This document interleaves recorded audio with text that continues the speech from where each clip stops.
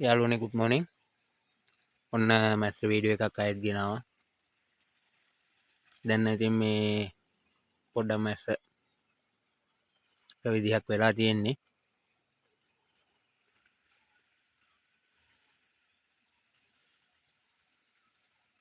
දෙම ඇවිල්ලා ඉතින් දෙයට පොඩක් ඇද්ද කරලා රේ මේ බල ගල් එල්ලනවා. මේ තියෙන්නේ මැස්ස.